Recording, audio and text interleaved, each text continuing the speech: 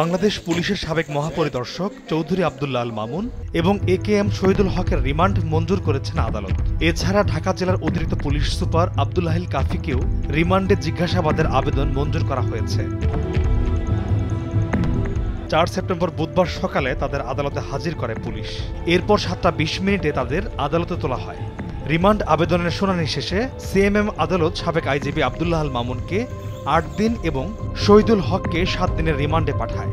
এছাড়া পুলিশ কর্মকর্তা আব্দুল্লাহিল কাফির ৮ দিনের রিমান্ড মঞ্জুর করে আদালত।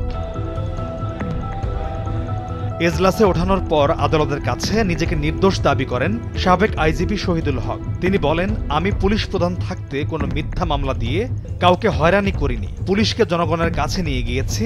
যতদিন চাকরি করেছি মানুষের সেবা করেছি।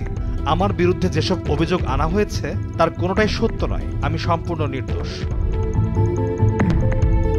অপরদিকে রিমান্ড শুনানির সময় আদালতে কোনো কথা বলেননি সদ্য সাবেক আইজিপি চৌধুরী আব্দুল্লাহ আল মামুন। তিনি আদালতের এজলাস কক্ষের কাঠগড়ায় ঠায় দাঁড়িয়ে আইনজীবীদের বক্তব্য শুনতে থাকেন।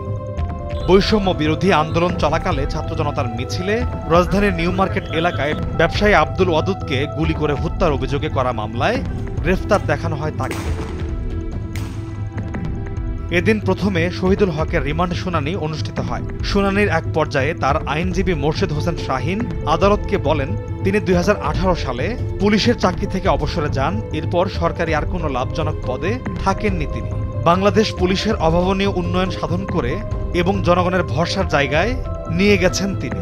তাকে সম্পূর্ণ মিথ্যা অভিযোগে এই মামলায় গ্রেফতার দেখানো হয়েছে। তিনি একজন বয়স্ক ও অসুস্থ মানুষ। এ সময় তিনি শহীদুল হকের রিমান্ড বাতিল ও জামিন চেয়ে আবেদন করেন। তবে আদালত শহীদুল হকের বক্তব্য শুনে তার ৭ দিনের রিমান্ড মঞ্জুর করেন।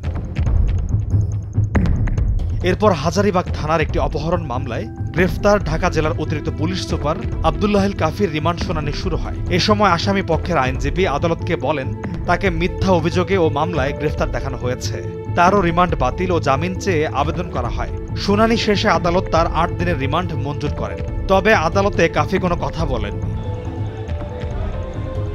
সবশেষে বৈষম্য বিরোধী আন্দোলনে ছাত্র জনতার মিছিলে নির্বিচারে গুলি বর্ষণে রাজধানীর মোহাম্মদপুরের মুদি দোকানি আবু সাইদ হত্যা মামলায় গ্রেফতার পুলিশের সাবেক মহাপরিদর্শক আব্দুল্লাহ আল মামুনের রিমান্ড শুনানি শুরু হয়। আসামি পক্ষের আইনজীবীরা আদালতকে বলেন, আসামি মামুন চাকরিরত অবস্থায় পদাধিকার বলে সরকারের প্রতিনিধিত্ব করেছেন।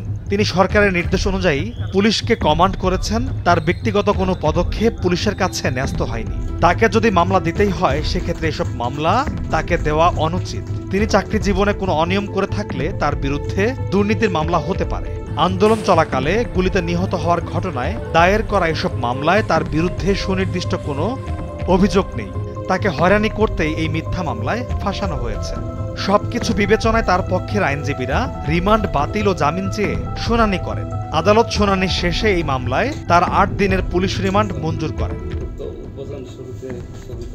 পলাশ খান, ভোরের কাগজ।